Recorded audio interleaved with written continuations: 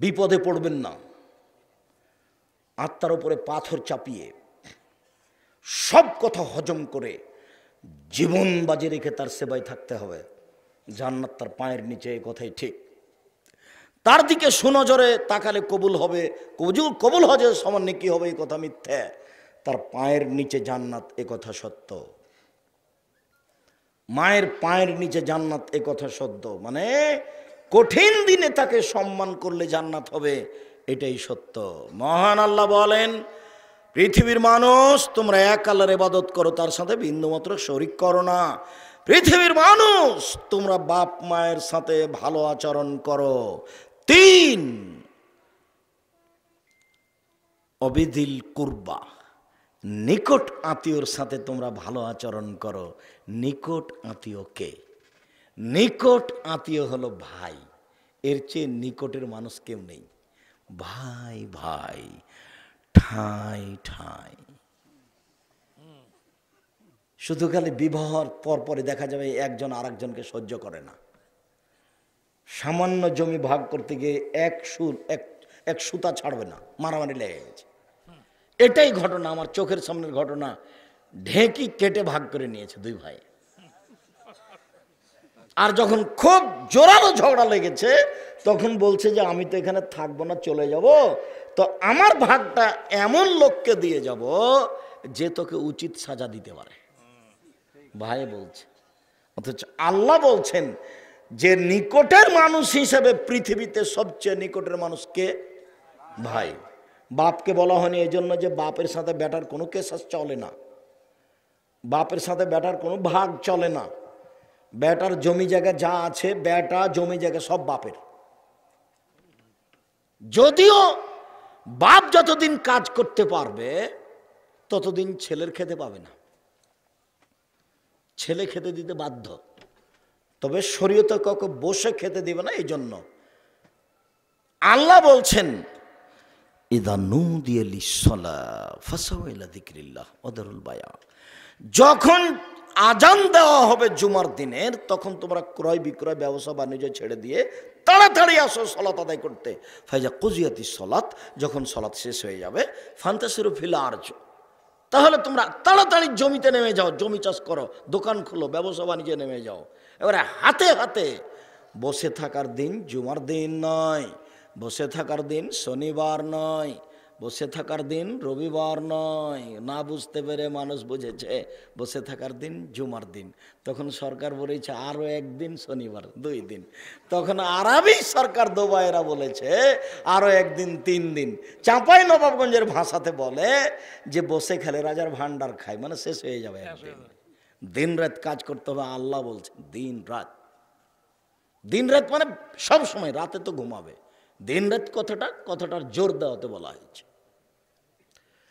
মাগরিবের পরে খেয়ে নেবে, এসার পরে ঘুমিয়ে যাবে, এটা জরুরি নীতি। রাত 3টায় উঠতে হবে, রাত 10টা বাজতে বাজতে ঘুমিয়ে যেতে হবে সবকে। একরাহুল কালামা বাদাল এশায়ে, এশার সালাতের পরে আল্লাহ নবী কথা বলা ঘৃণা করতেন। একরাহুল নওমা কাবলাল এশায়ে, এশার সালাতের পূর্বে ঘুমিয়ে যাওয়াকে আল্লাহ নবী ঘৃণা করতেন। এশার সালাতের পরে জরুরি ধর্মীয় কোনো কথা ছাড়া কোনো কথা চলবে না। টিভি চলবে না, গল্প চলবে না, বদনাম চলবে না, আপনার কোনো রাষ্ট্রীয় কোনো কথা চলবে না। ধর্মীয় বিষয় ছাড়া কোনো কথা নেই। এখনও ঘুমিয়ে যাবে, রাত 3টায় উঠবে। রাত 3টায় উঠে আকাশের দিকে লক্ষ্য করে সূরা আল ইমরানের শেষ 5 আয়াত, শেষ রুকুর প্রথম 5 আয়াত পড়বে। যদি কিছুই না পারে তাহলে বলবে লা ইলাহা ইল্লাল্লাহু ওয়াহদাহু লা শারীকা লাহু লাহুল মুলকু ওয়া লাহুল হামদু ওয়া হুয়া আলা কুল্লি শাইইন কাদির ওয়া সুবহানাল্লাহি ওয়া আলহামদুলিল্লাহি ওয়া লা ইলাহা ইল্লাল্লাহু আল্লাহু আকবার ওয়া লা হাওলা ওয়া লা কুওয়াতা ইল্লা বিল্লাহ রব্বিগফিরলি। তাহলে সব পাপ ক্ষমা হয়ে গেছে। এরপরে যদি ভালো না লাগে তাহলে হাত তুলে দোয়া করবেন। হাত তুলে দোয়াটা হাত মিলেও থাকতে পারে, হাত ফাঁকাও থাকতে পারে। হাত উঠানোর কথা এসেছে, তবে মিললে থাকবে না ফাঁকা থাকবে এ ব্যাপারে রাসূল সাল্লাল্লাহু আলাইহি ওয়াসাল্লাম কিছু বলেননি। যদি আপনি চান তাহলে এইভাবে কাঁধ সামনাসামনি, আর যদি বলেন এখনই দিতে হবে তাহলে হাত মাথার উপরে চলে যাবে। হাত উঁচু করে বলতে হবে আপনি খুব বিপদে পড়েছেন, এভাবে বলেন। হাত একবার পূর্ণ উঁচু করে যাতে করে বকলের শুভ্রতা দেখা যায়, বুখারী মুসলিমের হাদিস। আর বলার পদ্ধতি হলো আগে ইসমে আজম পড়তে হবে।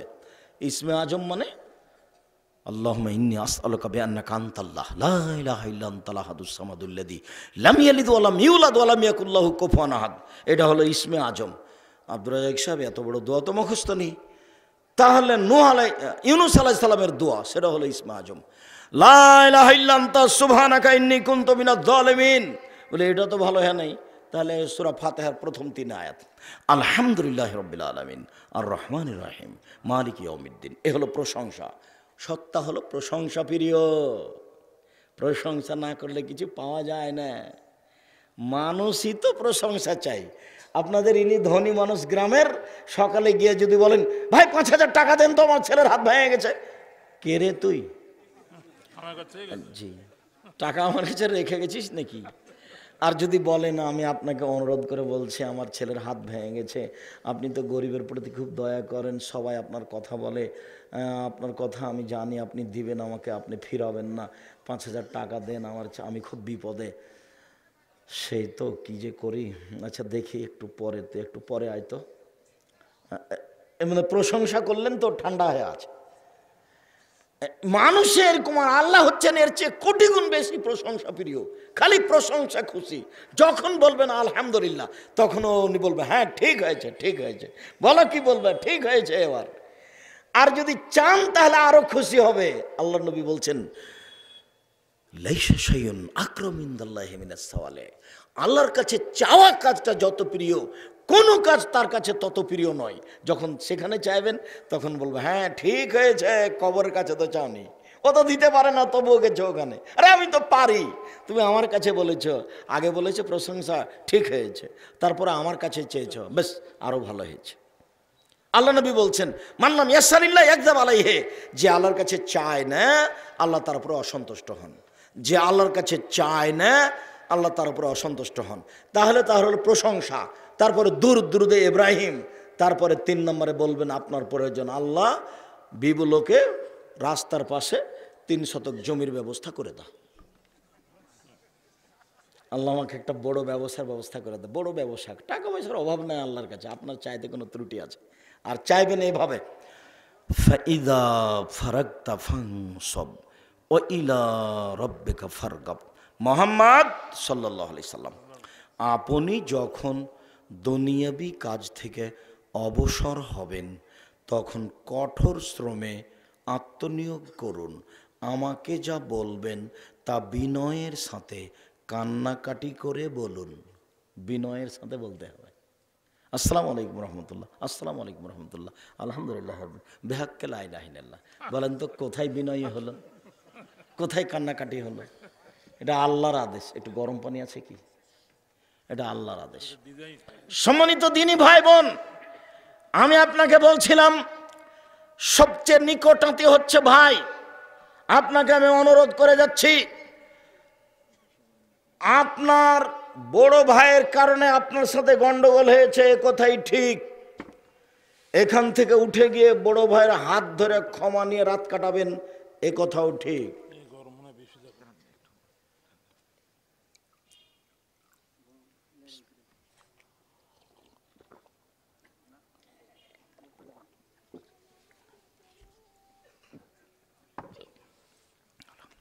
এই ছেলে, তোমার মা হলো যা বুঝেন আপনারা, যা মানে 2 ভাইয়ের 2 বউ, ওরা আপোষে মানে যায় কথা।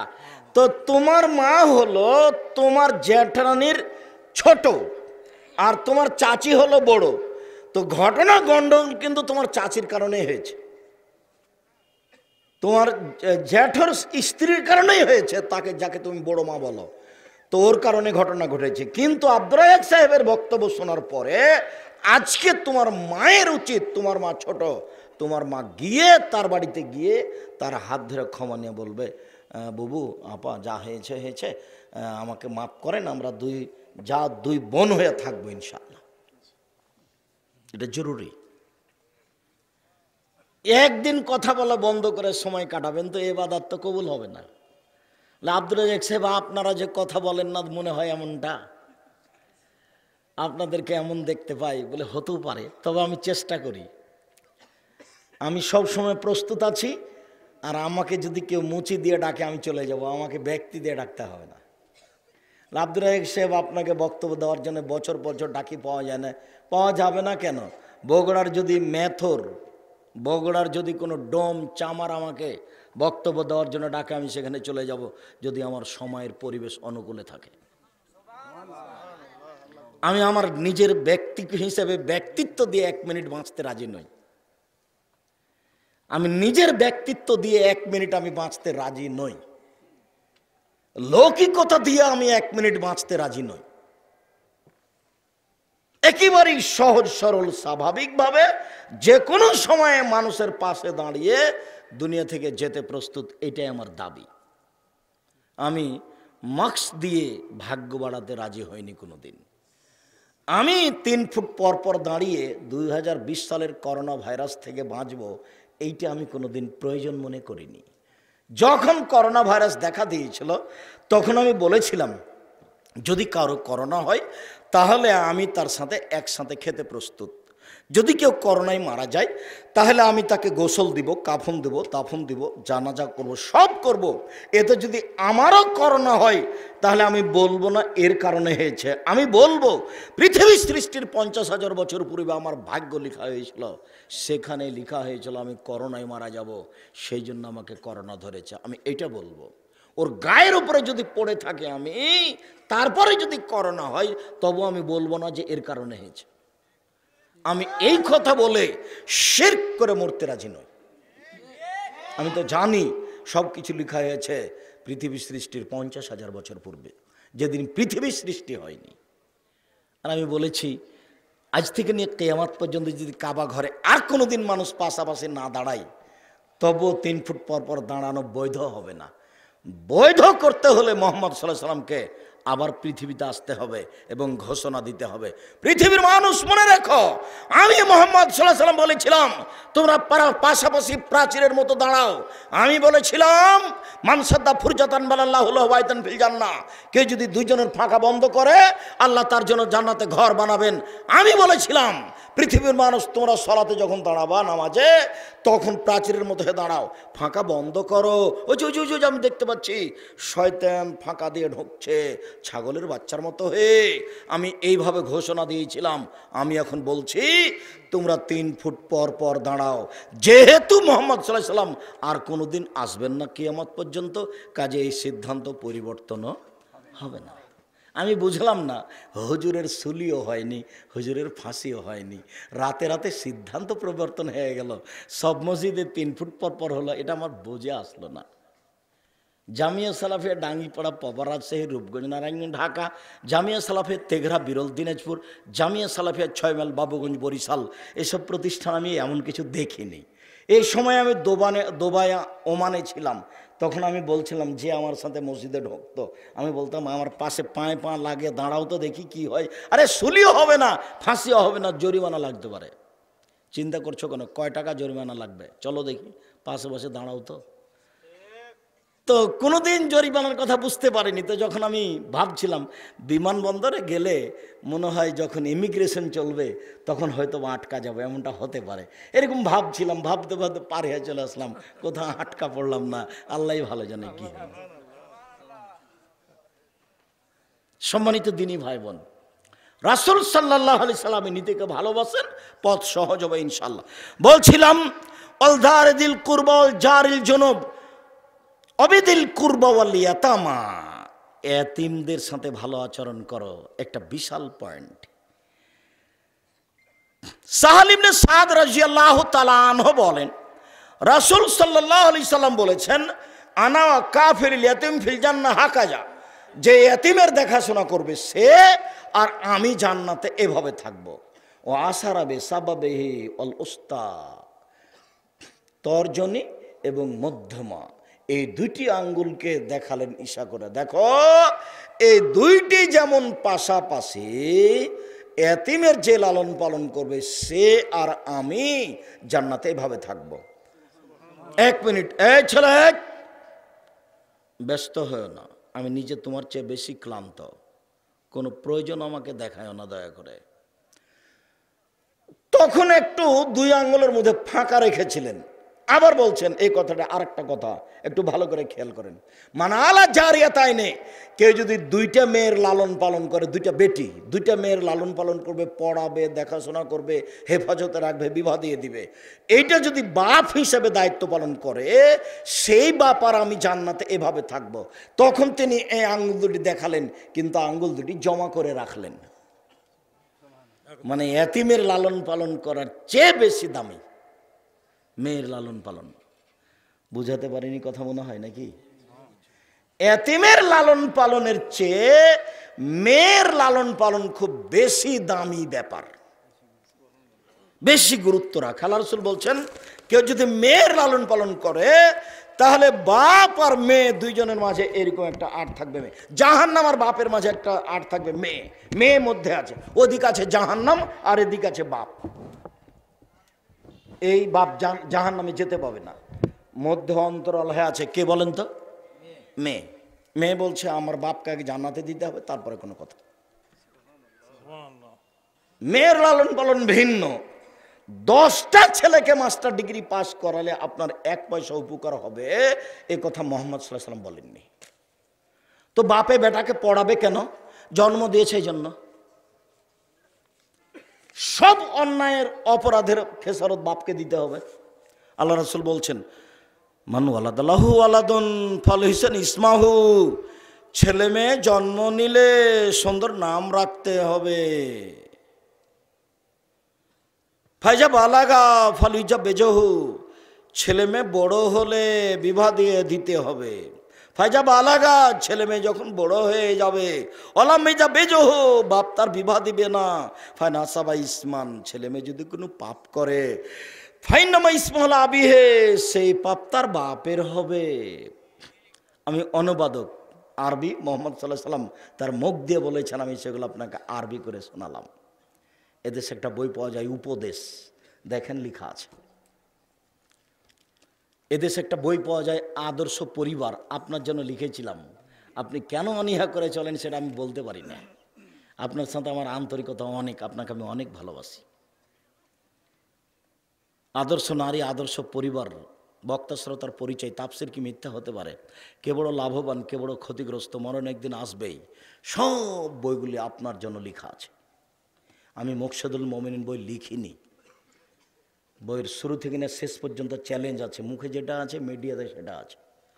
আমি বলেছি পূর্ণ করে থাকি, ফাস্তাগফারতানি, তুমি আমার কাছে ক্ষমা চাইলে ক্ষমা করে দিব। ওয়ালা উবালি, আমি পরোয়া করি না তুমি কত বড় পাপী, আমি পরোয়া করি না তুমি কত বড় পাপী। তুমি যেভাবে ডাকো আমি সেভাবে থাকি, তুমি যেভাবে আশা পোষণ করো আমি সেভাবে পূর্ণ করে থাকি।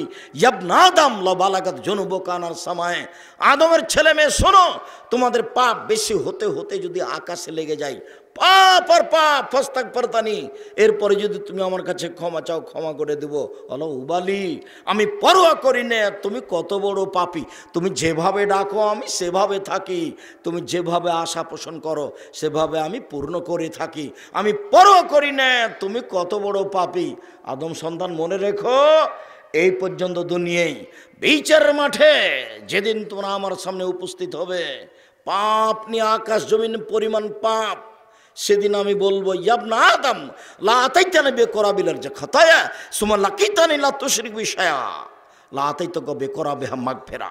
আজকে তোমরা উপস্থিত হয়েছে বিচারের মাঠে আকাশ জমিন পরিমাণ পাপ নিয়ে, আমিও সেই পরিমাণ ক্ষমা নিয়ে উপস্থিত হয়েছি।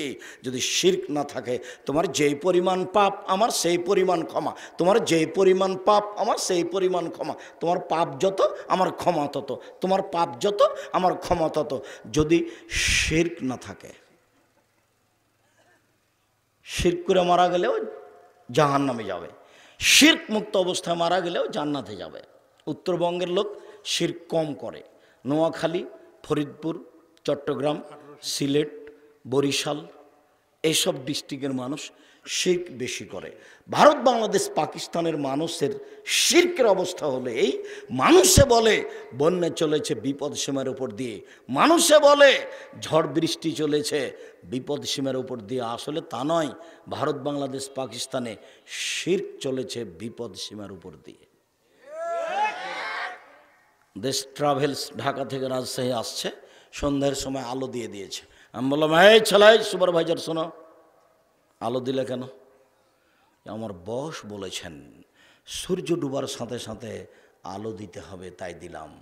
ও, বস কি হিন্দু নাকি? সূর্য ডুবার সাথে সাথে আলো দেয় হিন্দু, সূর্য ডুবার সাথে সাথে আলোকে দেয় হিন্দু। এদেশ শিরক দিয়ে ভরা, বিদেশি ষড়যন্ত্রে, ইহুদি খ্রিস্টানদের নীতিতে এরা আরো শিরকে ডুবে আছে। এই ছেলে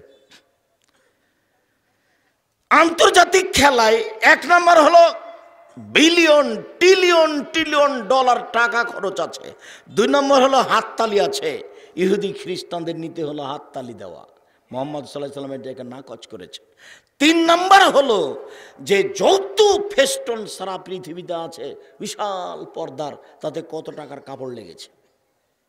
4 নম্বর হলো সারা পৃথিবীর মানুষ যত পতাকাতে কাপড় কিনে পতাকা করেছে, এতে কত টাকা খরচ আছে।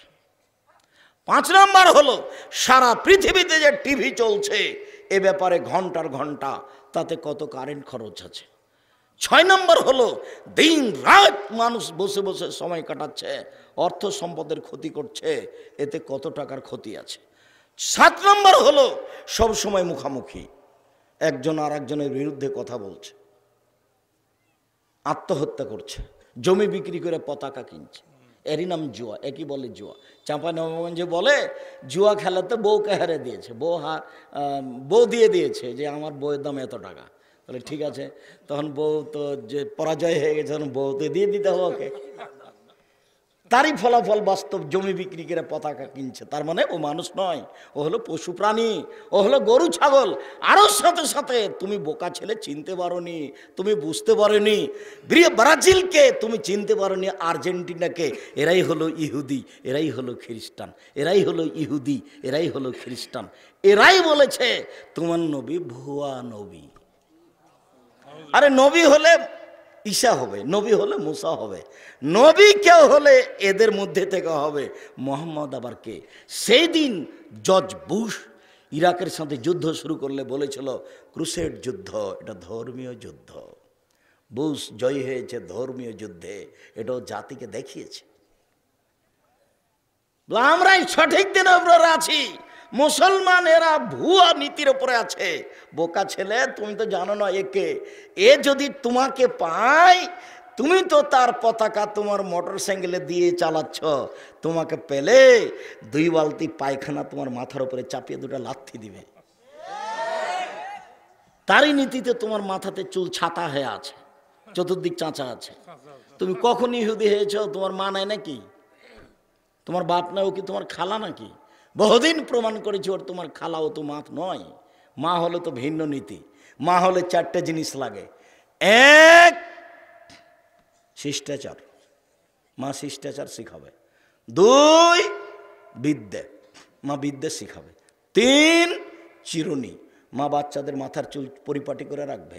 4 মা হলো পাহারাদার।